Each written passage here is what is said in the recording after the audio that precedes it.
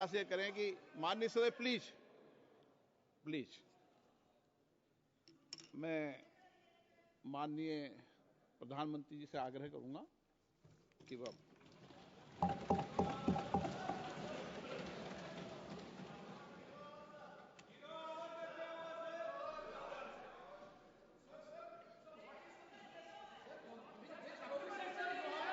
माननीय अध्यक्ष जी, please please मैं बताता हूं, अभी मैं बताता हूं, प्लीज बताता हूं मैं, प्लीज प्लीज प्लीज माननीय अध्यक्ष जी, माननीय अध्यक्ष जी, मैं प्रयागराज में हुए महाकुंभ पर वक्तव्य देने के लिए उपस्थित हुआ हूं।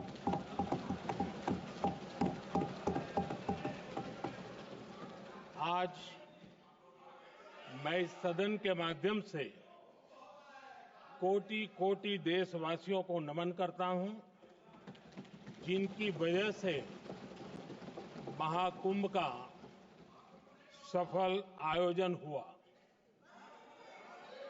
महाकुंभ की सफलता में अनेक लोगों का योगदान है। मैं सरकार के, समाज के सभी कर्मयोगियों का अभिनंदन करता हूं। मैं देश भर के श्रद्धालुओं को, यूपी की जनता, विशेष तौर पर प्रयागराज की जनता का धन्यवाद करता हूं। अध्यक्ष जी, हम सब जानते हैं गंगा जी को धरती पर लाने के लिए एक भगीरथ प्रयास लगा था। वैसा ही महाप्रयास इस महाकुंभ के भव्य आयोजन में भी हमने देखा है। मैंने लाल किले से सबका प्रयास के महत्व पर जोर दिया था। पूरे विश्व ने महाकुंभ के रूप में भारत के विराट स्वरूप के दर्शन किए। सबका प्रयास का यही साक्षात स्वरूप है। ये जनता जनार्दन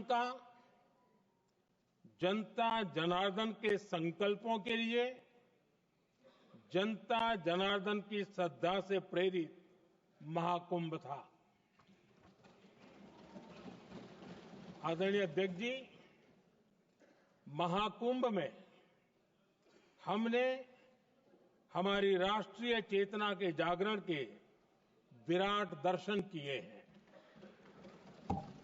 ये जो राष्ट्रीय चेतना है, ये जो राष्ट्र को नए संकल्पों की तरफ ले जाती है, ये नए संकल्पों की सिद्धि के लिए प्रेरित करती है। महाकुंभ ने उन शंकाओं, आशंकाओं को भी उचित जवाब दिया है जो हमारे सामर्थ्य को लेकर कुछ लोगों के मन में रहती है। अध्यक्ष जी, पिछले वर्ष अयोध्या के राम मंदिर प्राण प्रतिष्ठा समारोह में हम सभी ने ये महसूस किया था कि कैसे देश अगले 1000 वर्षों के लिए तैयार हो रहा है। इसके ठीक 1 साल बाद महाकुंभ के इस आयोजन ने हम सभी के इस विचार को और दृढ़ किया है। देश की ये सामूहिक चेतना देश का सामर्थ्य बताती है। किसी भी राष्ट्र के जीवन में, मानव जीवन के इतिहास में भी अनेक ऐसे मोड़ आते हैं जो सदियों के लिए, आने वाली पीढ़ियों के लिए उदाहरण बन जाते हैं। हमारे देश के इतिहास में भी ऐसे पल आए हैं जिन्होंने देश को नई दिशा दी, देश को झकझोर कर जागृत कर दिया। जैसे भक्ति आंदोलन के कालखंड में हमने देखा कैसे देश के कोने कोने में आध्यात्मिक चेतना उभरी। स्वामी विवेकानंद जी ने शिकागो में एक सदी पहले जो भाषण दिया वो भारत की आध्यात्मिक चेतना का जयघोष था। उसने भारतीयों के आत्मसम्मान को जगा दिया था। हमारी आजादी के आंदोलन में भी अनेक ऐसे पड़ाव आए हैं। 1857 का स्वातंत्र संग्राम हो, वीर भगत सिंह की शहादत का समय हो, नेताजी सुभाष बाबू का दिल्ली चलो का जयघोष हो, गांधी जी का दांडी मार्च हो, ऐसे ही पड़ावों से प्रेरणा पाकर भारत ने आजादी हासिल की। मैं प्रयागराज महाकुंभ को भी ऐसे ही एक अहम पड़ाव के रूप में देखता हूं, जिसमें जागरूक होते हुए देश का प्रतिबिंब नजर आता है। अध्यक्ष जी, हमने करीब 1.5 महीने तक भारत में महाकुंभ का उत्साह देखा, उमंग को अनुभव किया। कैसे सुविधा असुविधा की चिंता से ऊपर उठते हुए कोटि कोटि श्रद्धालु श्रद्धा भाव से जुटे, ये हमारी बहुत बड़ी ताकत है। लेकिन ये उमंग, ये उत्साह सिर्फ यहीं तक सीमित नहीं था। बीते हफ्ते मैं मॉरिशस में था। मैं त्रिवेणी से, प्रयागराज से महाकुंभ के समय का पावन जल लेकर गया था। जब उस पवित्र जल को मॉरिशस के गंगा तालाब में अर्पित किया गया तो वहां जो श्रद्धा का, आस्था का, उत्सव का माहौल था वो देखते ही बनता था। ये दिखाता है कि आज हमारी परंपरा, हमारी संस्कृति, हमारे संस्कारों को आत्मसात करने की, उन्हें सेलिब्रेट करने की भावना कितनी प्रबल हो रही है। अध्यक्ष जी, मैं ये भी देख रहा हूं कि पीढ़ी दर पीढ़ी हमारे संस्कारों के आगे बढ़ने का जो क्रम है वो भी कितनी सहजता से आगे बढ़ रहा है। आप देखिए, जो हमारी मॉडर्न युवा पीढ़ी है ये कितने श्रद्धा भाव से महाकुंभ से जुड़े रहे, दूसरे उत्सवों से जुड़े रहे हैं। आज भारत का युवा अपनी परंपरा, अपनी आस्था, अपनी श्रद्धा को गर्व के साथ अपना रहा है। अध्यक्ष जी, जब एक समाज की भावनाओं में अपनी विरासत पर गर्व का भाव बढ़ता है तो हम ऐसी ही भव्य प्रेरक तस्वीरें देखते हैं जो हमने महाकुंभ के दौरान देखी। इससे आपसी भाईचारा बढ़ता है और ये आत्मविश्वास बढ़ता है कि एक देश के रूप में हम बड़े लक्ष्यों को प्राप्त कर सकते हैं। अपनी परंपराओं से, अपनी आस्था से, अपनी विरासत से जुड़ने की ये भावना आज के भारत की बहुत बड़ी पूंजी है। अध्यक्ष जी, महाकुंभ से अनेक अमृत निकले हैं। एकता का अमृत इसका बहुत पवित्र प्रसाद है। महाकुंभ ऐसा आयोजन रहा जिसमें देश के हर क्षेत्र से, हर एक कोने से आए लोग एक हो गए। लोग अहम त्याग कर वयम के भाव से, मैं नहीं हम की भावना से प्रयागराज में जुटे। अलग अलग राज्यों से लोग आकर पवित्र त्रिवेणी का हिस्सा बने। जब अलग अलग क्षेत्रों से आए करोड़ों करोड़ों लोग राष्ट्रीयता के भाव को मजबूती देते हैं तो देश की एकता बढ़ती है। जब अलग अलग भाषा बोलियां बोलने वाले लोग संगम तट पर हर हर गंगे का उद्घोष करते हैं तो एक भारत श्रेष्ठ भारत की झलक दिखती है, एकता की भावना बढ़ती है। महाकुंभ में हमने देखा है कि वहां छोटे बड़े का कोई भेद नहीं था। ये भारत का बहुत बड़ा सामर्थ्य है। ये दिखाता है कि एकता का अद्भुत तत्व हमारे भीतर रचा बसा हुआ है। हमारी एकता का सामर्थ्य इतना है कि वो भेदने के सारे प्रयासों को भी भेद देता है। एकता की यही भावना भारतीयों का बहुत बड़ा सौभाग्य है। आज पूरे विश्व में जो बिखराव की स्थितियां हैं, उस दौर में एकजुटता का ये विराट प्रदर्शन हमारी बहुत बड़ी ताकत है। अनेकता में एकता भारत की विशेषता है, ये हम हमेशा कहते आए हैं, ये हमने हमेशा महसूस किया है और इसी के विराट रूप का अनुभव हमने प्रयागराज महाकुंभ में किया है।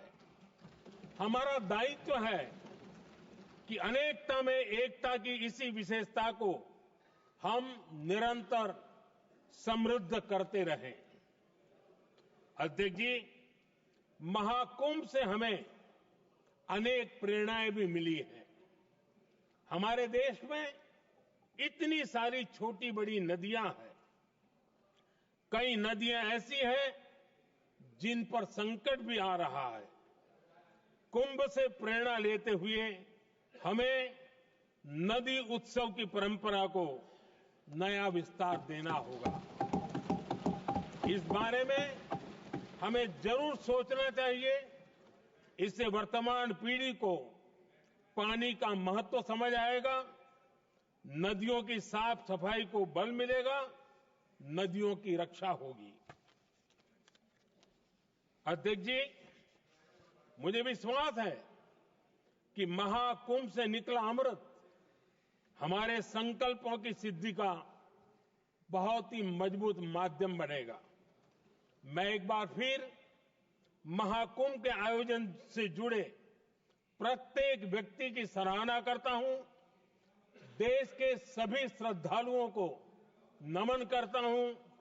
सदन की तरफ से अपनी शुभकामनाएं देता हूं।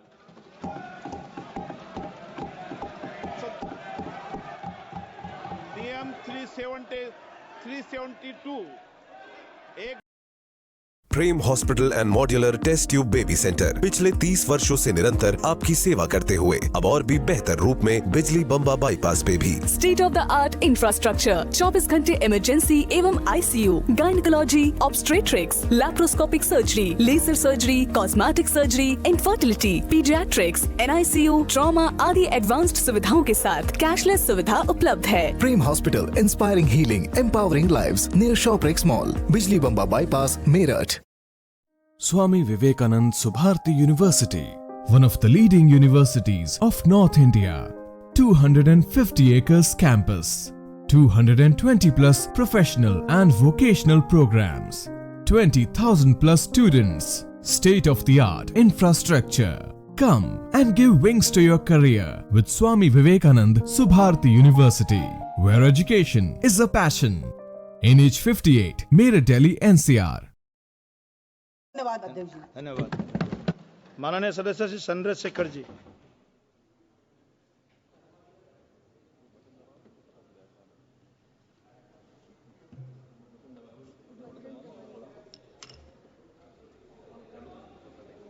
धन्यवाद सभापति जी। वर्ष 2025-26 के लिए रेल मंत्रालय की अनुदान मांगों पर चर्चा में आपने मुझे मेरी बात रखने का मौका दिया और अच्छी बात यह है कि माननीय मंत्री जी भी यहां मौजूद हैं। मंत्री जी का दिल तो बहुत बड़ा है, लेकिन अगर हमारी मांगे मान लें तो तभी इस बात की पुष्टि हो। अगर ना मांगे मानी जाए, हमारे क्षेत्र का काम ना हो, तो फिर ये बात मानी जाएगी कि मंत्री जी का रुख जो है सभी सदस्यों के प्रति एक जैसा नहीं। तो मैं अपने क्षेत्र से शुरू करूंगा sir. Dhampur sugar mill crossing पर ओवरब्रिज का निर्माण मैंने पिछली बार भी मांग उठाई, लेकिन सर अभी तक कुछ नहीं हुआ। लोग परेशान होते हैं, डिजिटल युग है, कई कई घंटे खड़े होना पड़ता है। जलालाबाद क्रॉसिंग ओवरब्रिज के नीचे अंडरपास के निर्माण की बात मैंने पिछली बार भी उठाई, कुछ नहीं हुआ। नजीबाद रेलवे स्टेशन पर बेगमपुरा एक्सप्रेस ट्रेन संख्या 12238 का ठहराव सुनिश्चित किया जाए, इस पे भी कोई काम नहीं हुआ। साथ साथ सर नजीबाबाद माल गोदाम पर ओवरब्रिज का निर्माण कराया जाए और उसको प्लेटफार्म को बढ़ाया जाए, क्योंकि वो मैंने पिछली बार बताया था कि महिलाओं को प्लेटफार्म से पिछली तरफ जब ट्रेन रुकते उतरना पड़ता है, वो सुरक्षित एरिया नहीं है। उसके साथ साथ नगीना बाईपास बिजनौर फाटक पर ओवरब्रिज का निर्माण कराया जाए। धामपुर जेतरा क्रॉसिंग पर ओवरब्रिज का निर्माण कराया जाए। शेहरा से नूरपुर क्रॉसिंग पर ओवरब्रिज का निर्माण कराया जाए। हम देखिए बुलेट ट्रेन, वंदे भारत और बहुत आगे निकल चुके हैं, लेकिन अभी भी इतने, मैंने आपको बताया कि मेरे लोकसभा क्षेत्र में इतनी जगह पर ये क्रॉसिंग जो है वो पुराने बने हुए हैं। उनकी वजह से जो है ना अंडरपास है ना ओवरब्रिज है, जिसकी वजह से काफी देर लोगों का समय नष्ट होता है। समय एक ऐसी चीज है दोबारा नहीं आता। सहसपुर रेलवे स्टेशन जगह है मेवा नवादा पर देहरादून एक्सप्रेस ट्रेन संख्या 14113 का ठहराव सुनिश्चित किया जाए, क्योंकि वहां से बहुत सारे लोग जो हैं वो यात्रा करते हैं। सहसपुर रेलवे स्टेशन पर सफदरजंग एक्सप्रेस ट्रेन संख्या 14114 का ठहराव सुनिश्चित किया जाए। नजीबाबाद से मुंबई के लिए एक ट्रेन, मैंने पिछली बार भी सर ये मांग की थी आपके सामने। साथ साथ सर रेलवे स्टेशन जो है हमारे क्षेत्र के, उनकी हालत बड़ी खराब है। एक दो पे आपने काम कराया, मगर मेरी मांग ये है कि सभी रेलवे स्टेशन कायाकल्प कराए जाए, उनमें उनका जो है जीर्णोद्धार हो, कि सुंदरता वो सुंदर लगे देख के। दूसरा, रेलवे में सुरक्षा व्यवस्था, कई घटनाएं हमने देखी जहां सुरक्षा व्यवस्था पे बड़े सवाल खड़े हुए। और एक तो हमारे लोकसभा के मेंबर ही थे राजस्थान के, उन्हीं का फोन वगैरह चोरी हो गया था अभी बाड़मेर वालों का। तो मैं इसलिए आपसे कह रहा हूं कि सुरक्षा सुनिश्चित हो, क्योंकि कई बार महिलाएं अकेली भी उसमें ट्रेवल करती हैं और बहुत सारी महिला जो है एमपी हमारे यहाँ पे भी ये चीजें आती हैं, इसका ध्यान रखा जाए। एक सर बहुत इंपॉर्टेंट डिमांड है मंत्री जी, मैंने आपको पत्र भी लिखा है।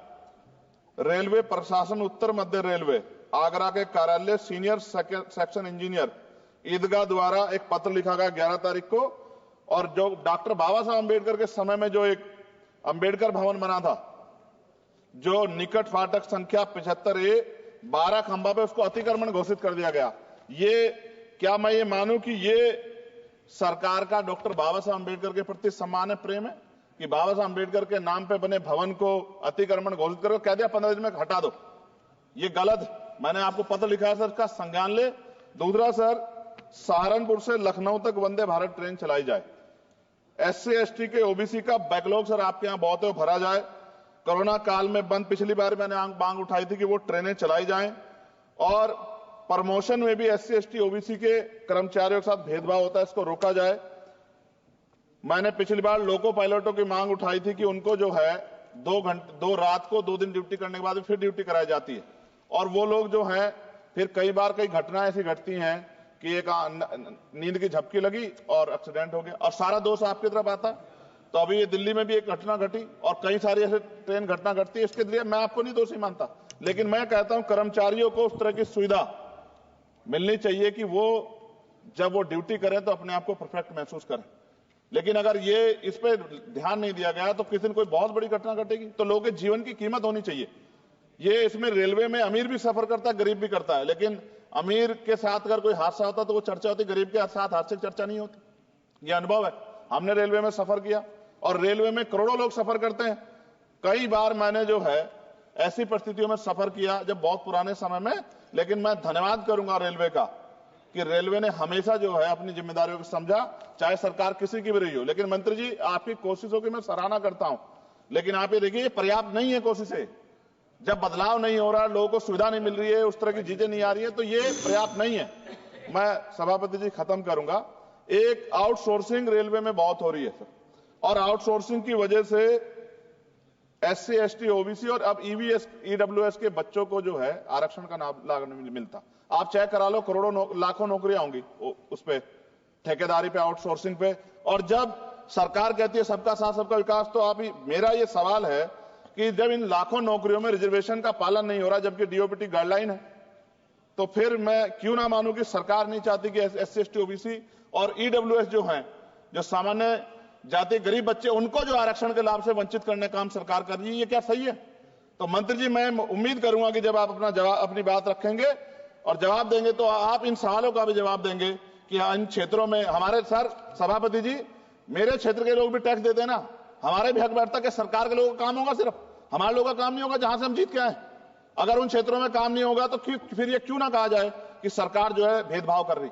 इसलिए मैं माननीय मंत्री से मांग करूंगा, एक मांग इन्होंने मेरी पूरी भी की थी पिछली बार, जब बेगमपुरा ट्रेन में सफाई की व्यवस्था करा के इन्होंने दी थी, मैं इसके लिए धन्यवाद करता हूं। जी समाप्त कीजिए आप। जी समाप्त कर रहा हूं। मगर मैं मंत्री से कह रहा हूं कि सर, हमारे यहाँ जो समस्याएं, जो ये जेन्युइन समस्याएं, हम इनसे रोज 2-4 होते हैं, और जनता हमसे उम्मीद करती है कि हम इस बात को उठाएंगे तो उसका, मगर मुझे यह भी जवाब दे दीजिएगा कि ये जो उठाई जाती है इसका कोई फर्क भी पड़ता है सरकार पे? नहीं पड़ता, या सरकार सिर्फ इसको, सर मैं खत्म कर रहा हूं सर, लास्ट ही सेकंड में खत्म कर दूंगा। जो मांग हम यहां उठाते हैं, क्या इन पे कोई अमल होता है, नहीं होता है, या ये सिर्फ इसलिए कि भाई चलो उन्होंने उठा दी और बस खत्म होगी बात? ऐसा ना कीजिए सर, अगर ऐसा करेंगे तो ये व्यवस्था अच्छी नहीं है। मैं आपका धन्यवाद दूंगा सभापति जी, और मंत्री से आग्रह करूंगा कि हमारी बात को माना जाए। धन्यवाद।